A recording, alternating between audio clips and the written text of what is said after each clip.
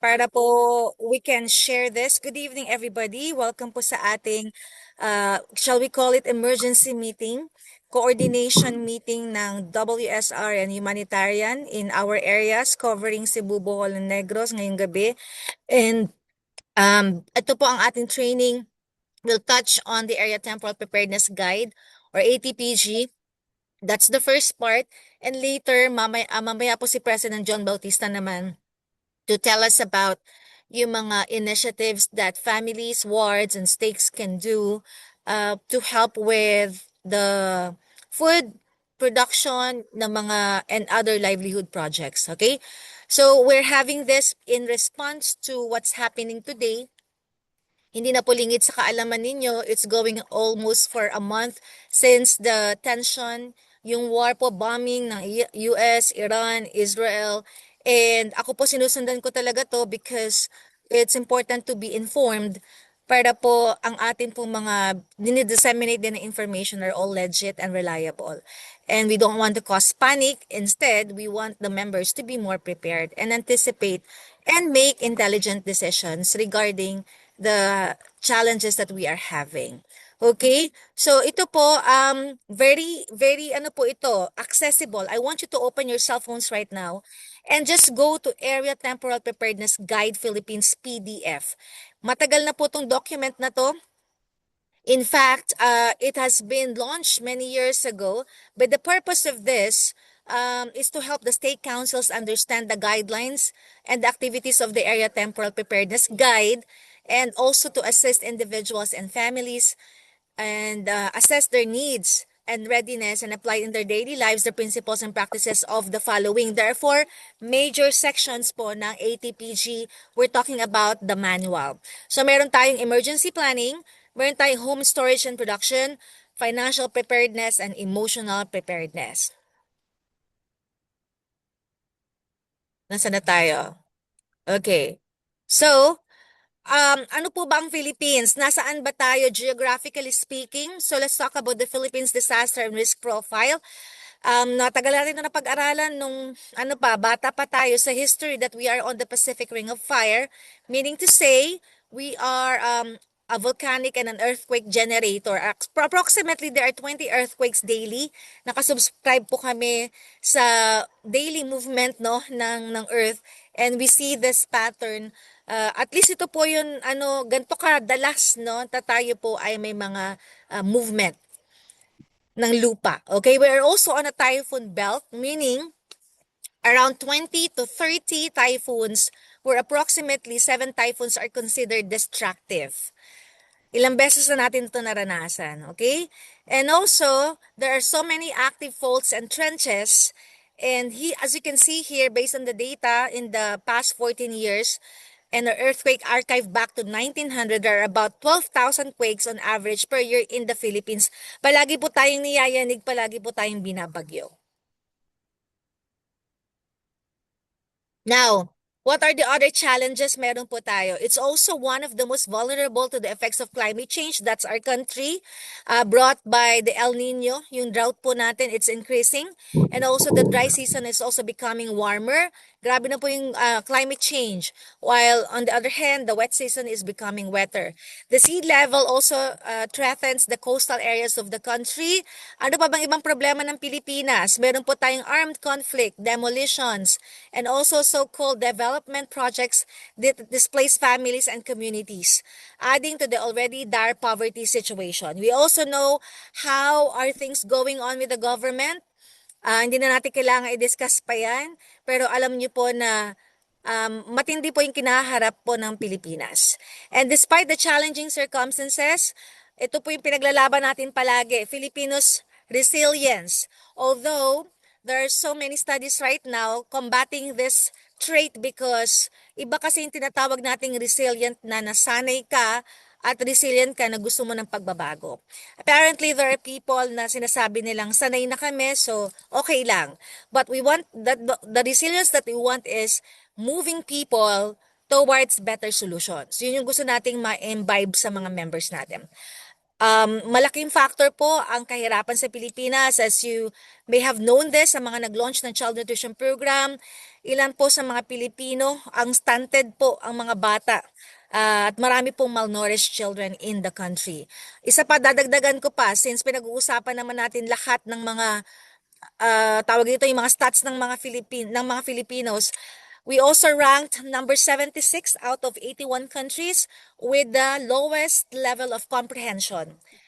Ibig sabihin po nito, yung mga senior high school students natin, nakakapagbasa po sila ng English but they don't understand what they are reading. Ito na po, nakita nyo, dugtong-dugtong yung problema ng Pilipinas.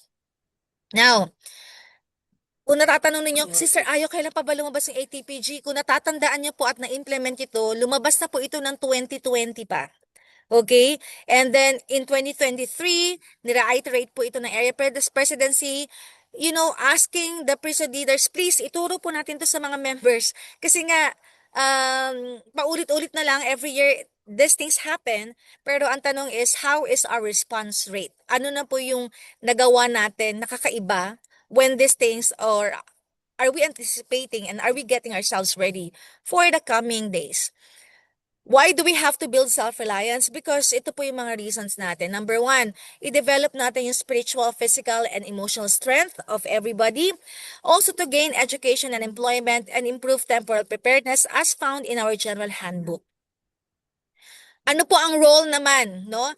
Ang role po natin is to prepare the stake and ward emergency planning. Ilan na po sa inyo dito ang may SWEP na tinatawag? It's a simple written plan to respond to emergency. Sino po sa inyo dito sa ward sa stake na talagang solid na po yung nagawa ninyong SWEP? Also, we encourage you to be an example of caring for those in need and helping them build self-reliance. And ito po, plan ways to teach members how to apply preparedness principles based on local needs. Up to this time, when there are areas when I ask, kamusta po ang ATPG? Nakapag-distribute na po ba kayo ng document na to sa mga members niyo? Because it's online. And yet some people have this big question mark on their foreheads, parang first time nilang marinig. Pero ang tagal na pong nirelease na document pong ito.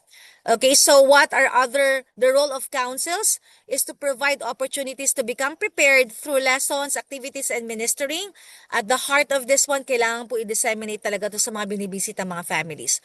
Also, we consider inviting members to use the self-reliance plan form so that they can identify strengths, needs, and resources for temporal preparedness, work together to identify and solve local preparedness challenges, and ito po, mahalaga po ito avoid a spirit of fear or extremism. We don't want members getting into debts para lang po makapagpatayo sila ng storage nila.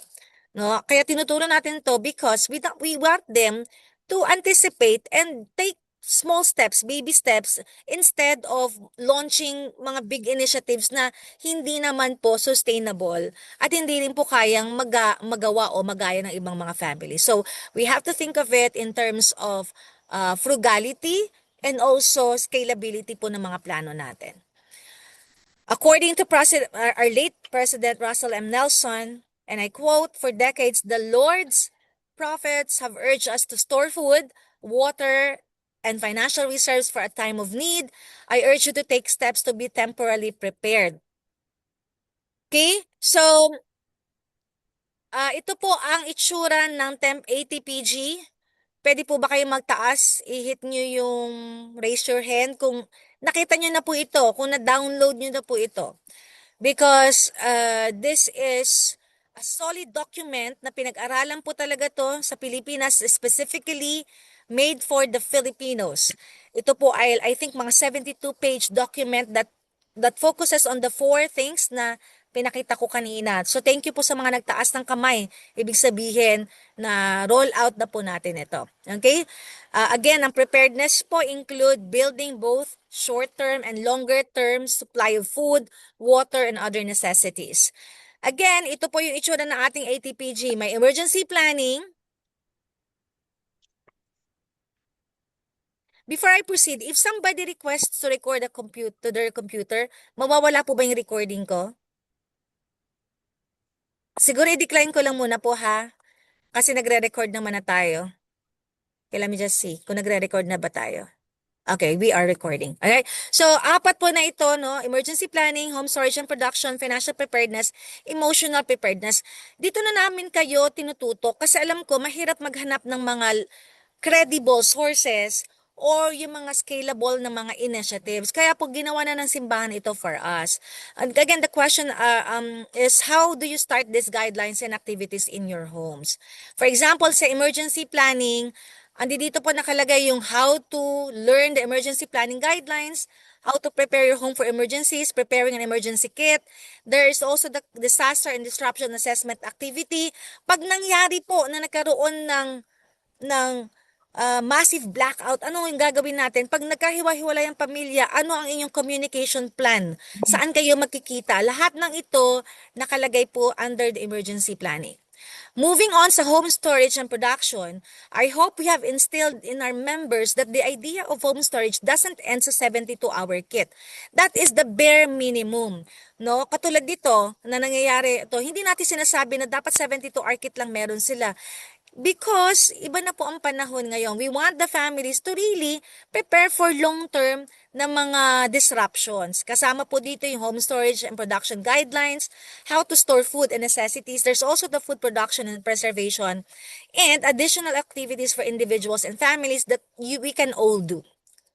There's also the financial preparedness because cash is also king sa panahon pong ito. Lalo na ang inflation ay matindi po ang increase ng inflation natin.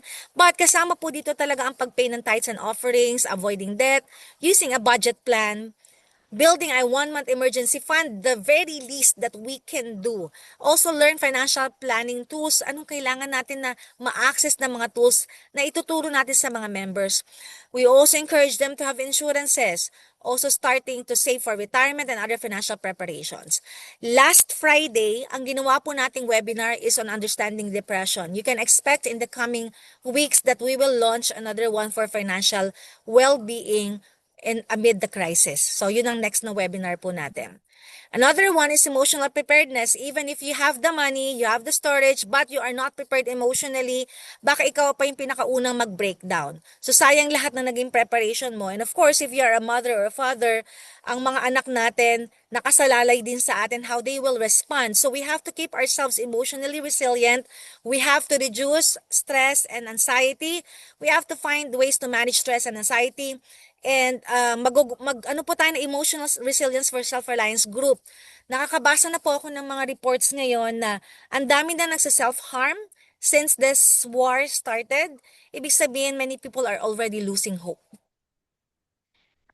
Now, tinan po ninyo yung history ng ating disasters. Okay? This is the declaration of disaster in our country.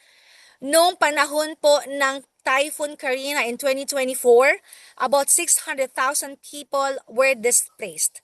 203 million ang damages sa agriculture, 308 million ang damages sa education infrastructure, and there's still an ongoing assessment. Okay, sa COVID-19 where we were locked down for more than 2 years, di ba? Hindi po ba? 3 years po inabot nito. Ang deaths po in the Philippines reached 66,800. It affected the entire population kasi lahat tayo very prone to get this.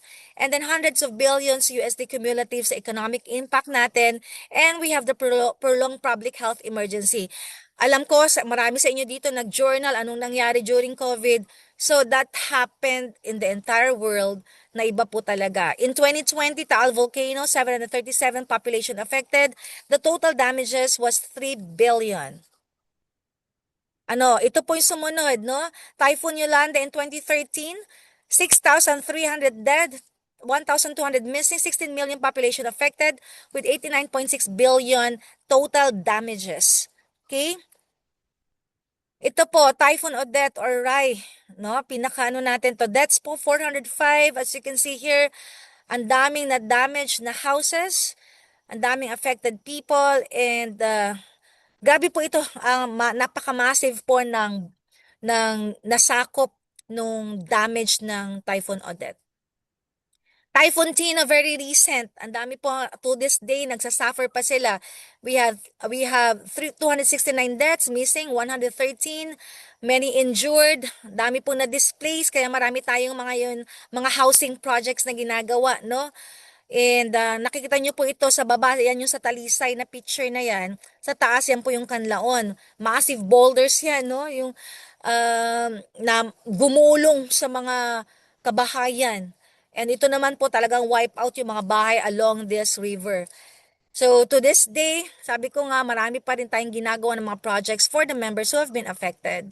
At sunod-sunod po ang ating kumbaga back to back po yung ano sa atin, no? Pagbugbog sa atin sa Bugo, the epicenter of the earthquake, na hanggang ngayon po, again, marami pa rin tayong ginagawa ng interventions for them. What does it mean? Ito po ngayon na kinaharap natin ngayon. Okay? Ano po ba ang implication nito sa ating lahat? Lahat po tayo affected nito because yun, alam naman natin kung saan natin kinukuha ang oil natin. And therefore, wala tayong say what happens here. We are just responding, reacting to what's happening. We have about 2.3 million Filipinos na OFWs that are based in Middle East, approximately 430,000 of them in high-risk areas, creating possible repatriation needs of up to 80,000 workers. Based on prediction, pwede pa pong tumagal ang war to 2 to 4 weeks. Yan po yung parang based on the negotiation happening right now. But ang pinag-uusapan natin dito, hindi just because tapos na yung war, tapos ng problema natin. No, it's just prolonging yung ating suffering. Mararamdaman po natin to in the coming months, in the coming years. Hindi po tayong parang bigla tayong magbabounce. Hindi tayong parang biglang, rollback na uli ng oil. It's not gonna happen. There is inflation happening here.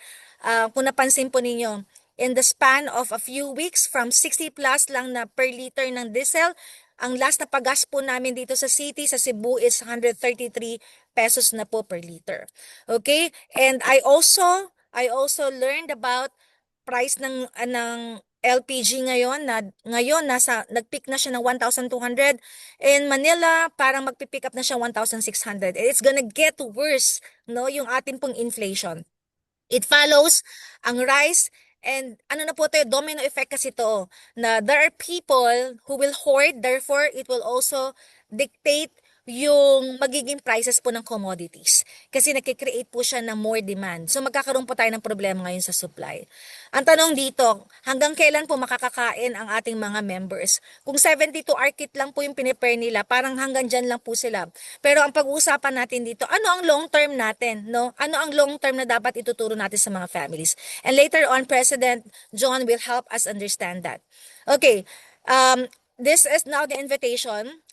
Let us train the bishops and branch presidents about it. Also, the bishops and branch presidents to develop their family self-reliance plan muna para po makapag-offer din tayo ng guidance and mentoring sa mga members. Also, pwede po na po tayo mag-open ng personal finances, magkaroon po tayo ng stake and ward emergency plan, i-monitor po ang mga progress of wards and branches through the bishops and branch presidents.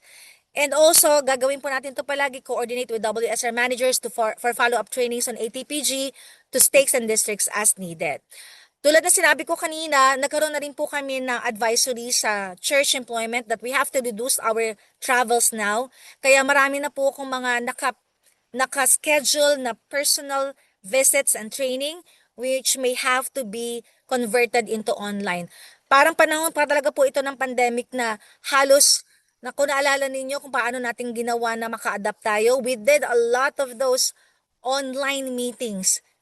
Kasi nga po, we do not want to burden the members to go dahil pahirapan na po talaga dito pa lang sa Cebu, ramdam na ramdaman ko na yun sa city lumuluwag talaga ang kalsada every single day. Nawawala po yung traffic. Sabi ko talagang from yung Talamban na yan, dati sobrang traffic yan, ngayon ang bilis lang ng makadaan. Ibig sabihin po, magmatsyag po kayo because if you are aware of what's happening, makaka-respond kayo ng proper. Sinabi po sa atin ni Elder L. Tom Perry, the great blessing of being prepared is to free us from fear, no? As guaranteed that if we are prepared, you shall not fear. Also, just as it is important to prepare ourselves spiritually, we must also prepare ourselves for our temporal needs. I appreciate na we hear leaders, we hear members saying, Of course, God provides. He will take care of us. And dapat po faith lang and pay our tithing and fast offerings. Yes, the Lord will bless us. But also, sabi po ni Elder Elton Perry, each of us needs to take the time to ask ourselves, what preparation should I make to care for my needs and the needs of my family? Hindi po pwedeng ganun lang. Kailangan may lihok, no? At mas matindi po ng patindi ang gagawin po nating mga initiatives. Sabi po sa atin ni Bishop Christopher Waddell before, brothers and sisters, in an ever-changing world, we must prepare for uncertainties. Even with better days ahead, we know that the temporal peaks and valleys of mortality will continue. As we seek to become temporarily prepared, we can face the trials of life with increased confidence, peace in our hearts, and like Joseph in Egypt, we will be able to say, even in stressful circumstances, there was bread. Okay? Ito po, other things that we can do now. Ang Stake and Word Emergency Plan Guide, meron po tayo niyan that you can use so that you can create or update your emergency response plans. Bago na po ang panahon, bago ang kinakaharap na krisis, this has to be updated.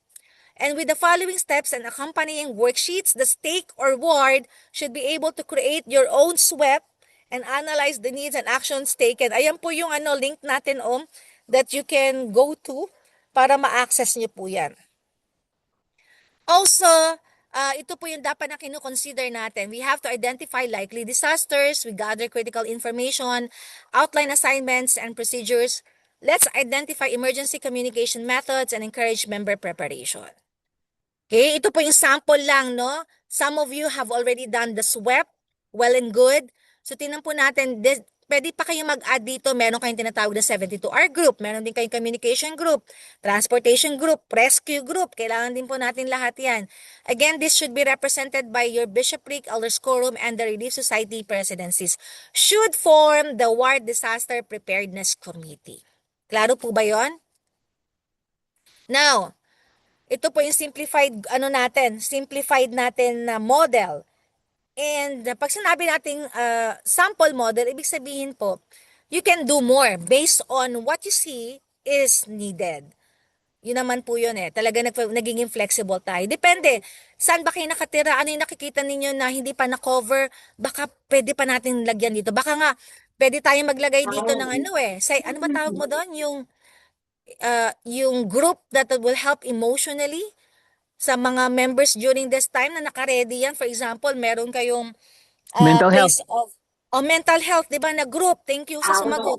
Kasi, alimbawa, dumaan talaga sa matinding na-traumatize, no? So, kailangan natin ng intervention. We did that for Bogo. Pumunta po kami doon kasi nga sila yung nakakaramdam ng maraming aftershocks. Umabot na yata ng 12,000 yun. Total na after the initial. So pumunta kami doon and then yung family services, ginawa po makipag-usap sa iba't ibang mga age groups. And we also offered that to the community. So now let us drill down to how do we now help families stay self-reliant amid growing global disruptions. Dapat tinatanong to sa mga beauty pageants di ba? Tanungin natin mga politiko natin dito, pero mahirap na makahanap ng sagot. Kaya nga po, for the longest time, we're teaching our members to be self-reliant. Kasi nga po, ang ating response hindi dapat reactive. Sana nakalagpas na tayo doon sa palaging, Sister Ayo, kailangan na po natin na mag-distribute na tayo ng bigas as early on through the FO. That's not the way to go. The reason why we're having this is because we can do more than just that. Okay? Kasi yung po ay pang short term lang talaga yun, no? We cannot rely. Can you just imagine the national need for this? Okay? So, hindi po talaga tayo pwedeng umasa sa ganoon. So, what is our next move now? Okay, pay attention to this. Konting oras ko and then I'll give the time to President John. So, ito po yung magiging strategic focus areas areas. Number 1 is food security. How do you now strengthen your household and community food production? And then support your farms, gardens, and local foodcasters. Prioritize nutrition for children and vulnerable members. Number 2, pag-isipan niyo po, ano yung energy and cost resilience natin? Promote energy-saving practices at home and church facilities. We also encourage local, low-cost energy solutions where feasible. Reduce household exposure to fuel-driven price shocks. And number 3, self-reliance and compassionate care. We have to be people-centered. We have to protect livelihoods and essential employment, prepare for possible OFW return and reintegration. Isa pang aspect yan ngayon. May mga lugar na marami po na dyan nagsipag-alisan, pwedeng magsibalikan lahat yan sila. Let's also expand self-reliance training, emergency assistance, and psychosocial support. Yan yung sinasabi ko kanina. These are the other activities. Ano na po ang mga activities na ginagawa ninyo and what are the activities that you plan to do in the coming weeks and months? Pwede po ba natin i-integrate to sa ating family home evening lesson discussion? Can we also insert this during sacrament meeting messages? How about your fifth Sunday lesson? Kami kanina sa Karkar, ito yung pinag-usapan namin. Ano? Also, I think kay Brother Mark Espadilla, yung kanina nilang fifth Sunday, pinag-usapan nilang ATPG. Let's also do the ministering message and special activities like magkakaroon po ng mga FSY ngayon, no? Family Week, My Plan Conference, YSA conferences. I don't know kung matutuloy pa po yan ha, physically. Kasi sa panahon ngayon, I think they're doing a lot of calculations now. Everything is on hold. Pero yun po yun sigurado kasi alam nyo na may limit na po ang dating ng gas sa Pilipinas. Ano po, hindi na kaagad, hindi na talaga tayo full mobilization. And then also, pag-usapan na po natin to sa quorums and auxiliary topic discussions natin. Yung mga activities po natin, let's be more intentional. How about the youth? Nagtatanim na po ba sila? Are they being introduced to home gardening? Those are some of the questions na dapat natin pinag-iisipan na ngayon. So my invitation for you, brothers and sisters, is an invitation to act. Act early, meaning to say, the best day to act was yesterday, no? Pero the second best time is today. Act early, and then please strengthen your families where they live, and then let's build resilience, not dependency. And alam ko marami na kayong ginagawa ano sa iba't ibang stakes na blessed lang din ako na naka-attend kami last Saturday sa Liloan Stake. Pumunta kami sa lugar ng mga puwas. The leaders were there. Mga 20 plus siguro kami. May mga representatives from different stakes. Nagkaroon po kami ng ito, yung mga pinag-aralan namin. Hydroponics. Paano, nakikita niyong picture dito, san daw yan, kusot. A long time ago, nung nakatira din ako sa vegan, nakita ko yung mga tao yan ang ginagamit nilang panluto. So I was being reminded na nga nung kapag naubos na yung pera natin pambili ng LPG, ito po, murang-mura lang pala gumawa uli ng ganitong setup. And nagawa na natin to eh. We just have to remember. Tapos po ano yung mga dapat nating tinatanim para po mabilis yung harvest, hindi tayo magugutom. I'll stop from there because I will now give the time to President John for a more ang tawag ito? Anong tawag sa term na to? Mas makaka-drill down po siya doon sa ano pa yung pwede nating magiging initiatives in the coming days, weeks, and months. Okay? Maraming salamat po sa pakikinig. I'll turn over the time to President John.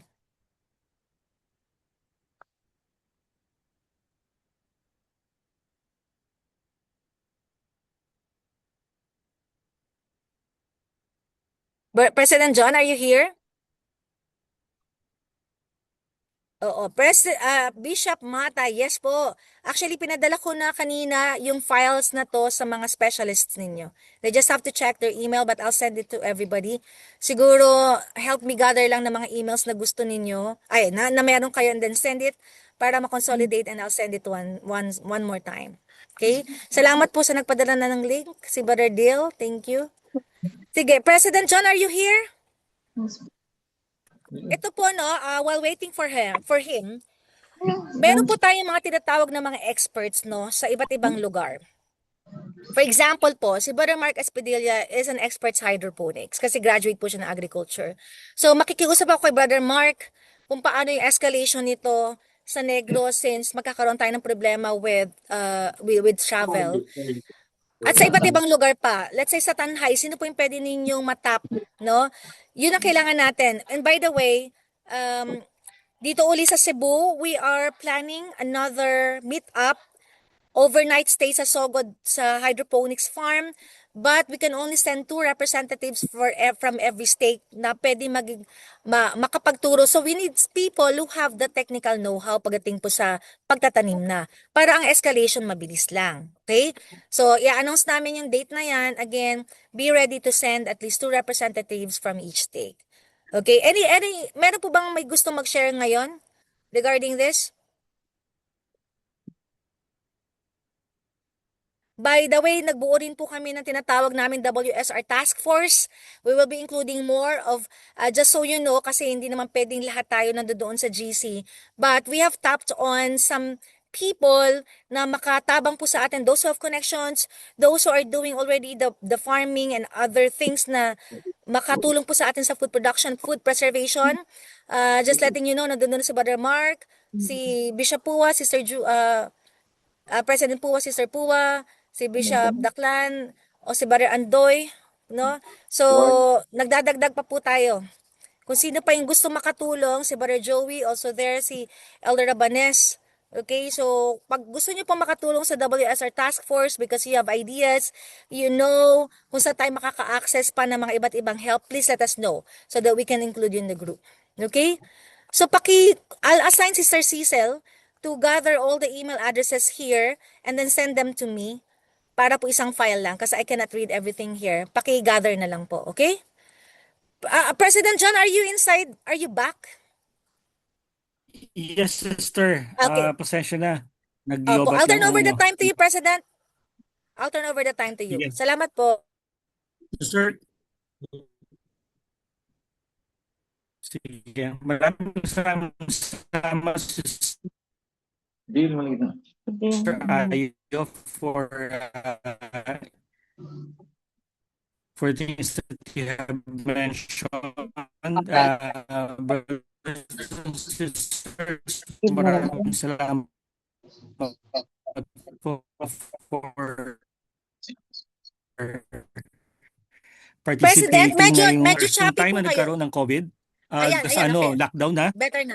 Kung ano man, pati nga sa point na binibigyan na lang tayo ng rasyon. Okay na po? Medyo mahina ang signal dito. Sister, okay na Okay po, na po sister? ngayon. Okay na po ngayon.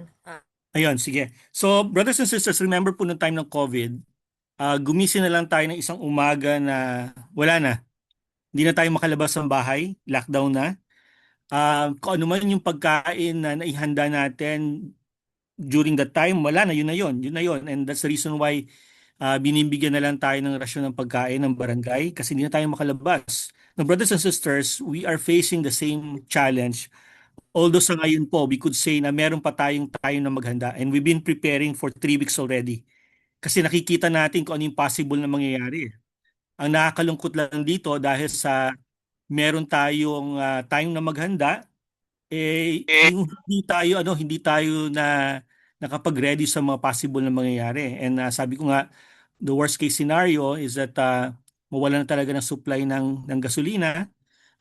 Ngayon mataas, pwede pa tayong bumili pero pag dumating sa point na kahit may pera tayo at wala nang available na gasolina, then malaking problema po yan, brothers and sisters. Kasi lahat yan magiging malaki effect na sa lahat ng bagay yung scenario na yun. Ano ba yung mga dapat nating paghandaan? Now, meron po tayo meron po gagawa simbahan. And when I say may magagawa sa simbahan, I'd like to discuss yung ano yung pwedeng gawin na area, ano yung pwedeng gawin na state, ano yung pwedeng gawin ng ward, then ano po ang President, nag-choppy ka uli, pwede President. nating gawin as family DTA at in-inform nga namin siya at hearing. Sige, so sir, try kong lumabas ha. So, try kong lumabas ng Sige po, kwarto. sige po. Try lang po.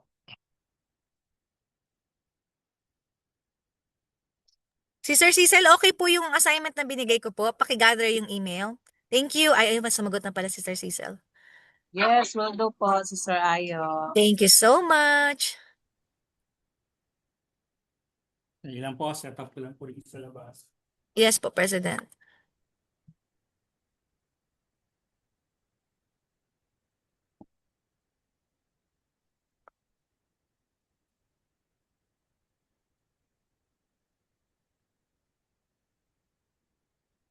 Hello, Sis Ayo. Mas ano na ba? Ayan, Mas maganda. mas maganda po. Very clear. Yes. Sige. So again, doon na po ako sa punto, brothers and sisters, na ano ba yung matutulong ng simbahan? Okay, and when we say simbahan, pwede pong may tulong po na pwede manggaling sa area, may manggaling sa stake, at pwede may manggaling sa ward. Yung pong sa ano, yung pong sa area, sabi ko nga po kanina, na yung budget po natin last year, it's the same budget na meron tayo for 2026. So ibig sabihin lang po nito na tuloy pa rin po yung mga livelihood programs natin. At isa po sa mga programs na meron po tayo yung SMB, yung MFI. So tuloy-tuloy pa rin po yan. Pero hindi po natin masyado pwedeng paghawakan po ito considering na 10 lang po ang recipients natin per stake. Pero ganun pa man, this is something na pwedeng makatulong po sa ating mga brothers and sisters. Now, tuloy pa rin po, wala pa po sinasabi ang simbahan na wag na tayo mag-administer ng fast offering sa mga needy members natin. So tuloy-tuloy pa rin po 'yon. That's something that we can do. Pero hindi po natin ma-expect yung ginawa ng humanitarian during the time ng Tino kung saan specifically for Cebu and other areas na naglabas po ng instruction ng area kung saan ang mga families po ay makakatanggap ng food supplies. Depende doon sa number of families. Member ng families, depende sa number nila, may corresponding amount po yun. Nakatanggap ng financial support ang bishop, bumili sila at binigay sa mga members. Now, brothers and sisters, nung time po na yon, Cebu lang at mga ilang provinces ang apektado. So it would be easy for the church to say, now sige, tulungan natin yung mga members na yan.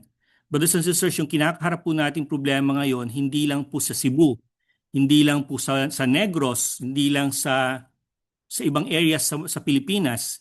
In fact, global po itong problema na to. So I don't think, brothers and sisters, na ganong kadaling maglalabas ng instruction ng simbahan. Kasi kung sasabihin niyang, okay, Toledo Stake, bumili kayo ng mga supplies, ibigay sa mga members na needy in preparation dito sa crisis na kinakaharap natin ngayon. And brothers and sisters, pag ginawa po ng simbahan yon, lahat po dapat ng simbahan, okay, sa buong mundo, okay, should receive that same instruction. And I don't think we have enough funds para gawin po yun. Okay?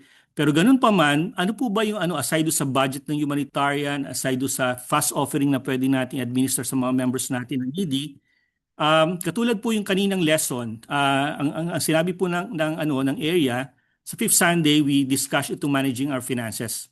So isang bagay din po yun. Sa time po ngayon na hirap tayo sa buhay, it's because of yung taas na mga bilihin. Dalawa po yung pwede natin gawin eh. It's either we increase our income or reduce our expenses. Okay, increase our income siguro medyo mahirap po sa time na yon. Pero when we reduce our expenses by, applying yung mga budgeting principles na tinuturo ng simbahan,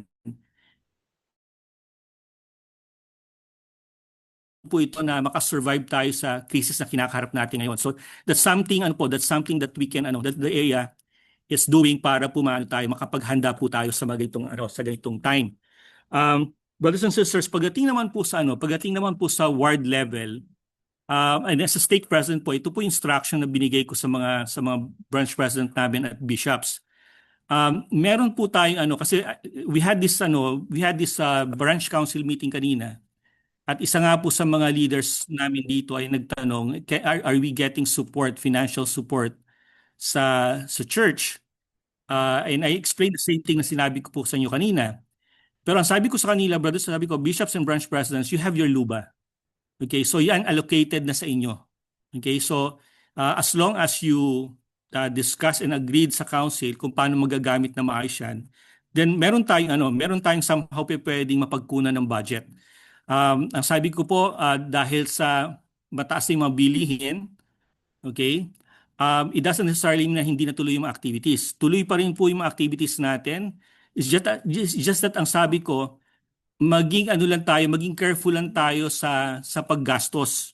May mga activities na baka diba, usually meron pa tayong mga decoration, dagdag gastos pa yan. Sabi ko, if we can eliminate yung mga unnecessary expenses sa activity natin, then iwasan na po natin yung ganun. And if we can save money, sabi ko, that's something that we can use para sa mga project natin. Like kina-campaign po namin hindi lang sa stake kundi dito sa coordinating council namin sa Cebu yung urban gardening kasi isa pong challenges natin the moment na tumaas ang presyo ng fuel. Definitely yung mga presyo ng bilihin po, specifically yung mga pagkain natin, tataas po yan.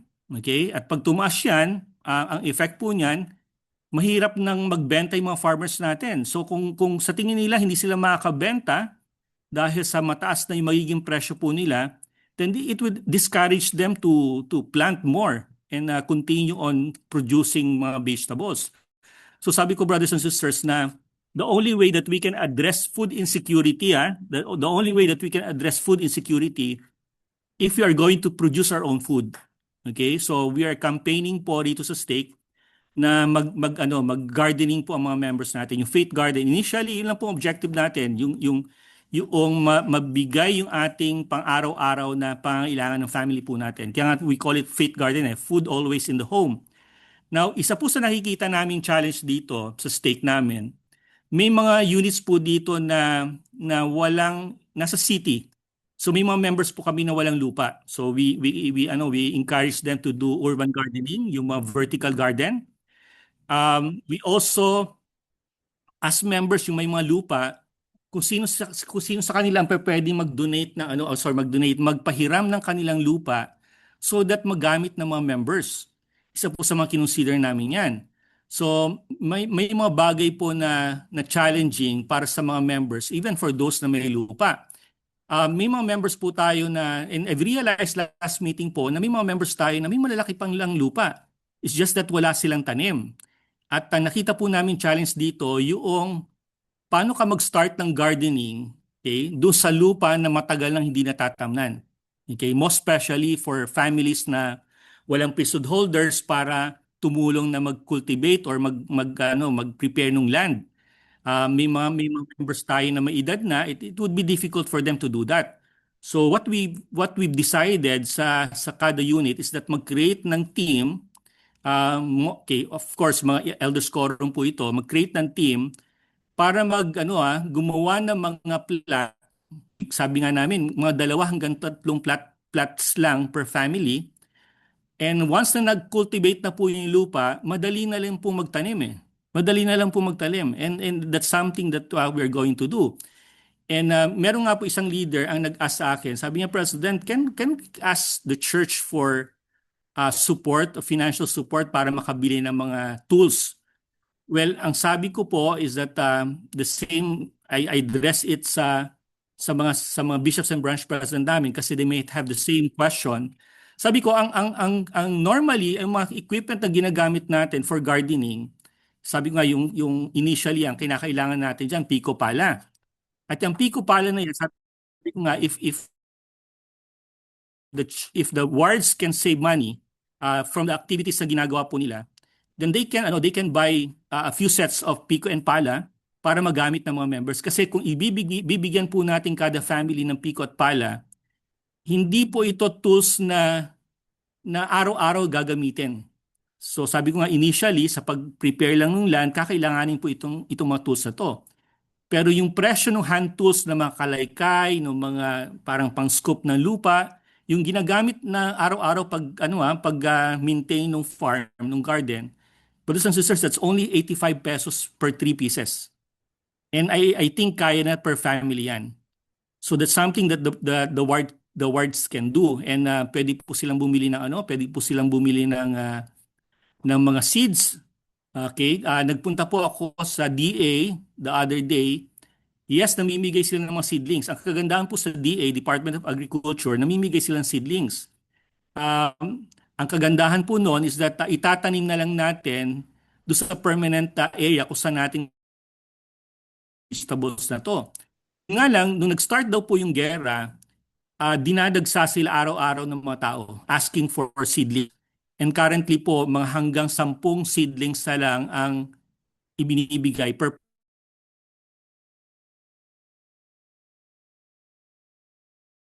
unit mamili na ng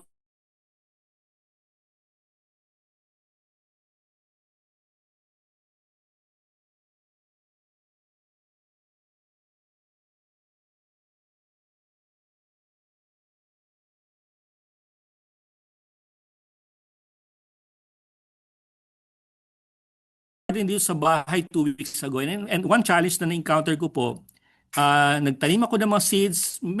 It was a challenge kasi hindi po ako off ng mga vegetables. So may mga seeds po na hindi tumubo, namatay. I asked our leaders,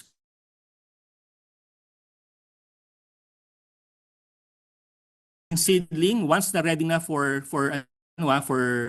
transferring sa plant, then doon tayo kasi kung bibigyan na yung members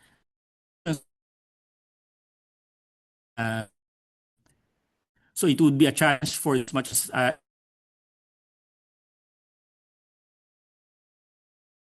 leaders natin ngayon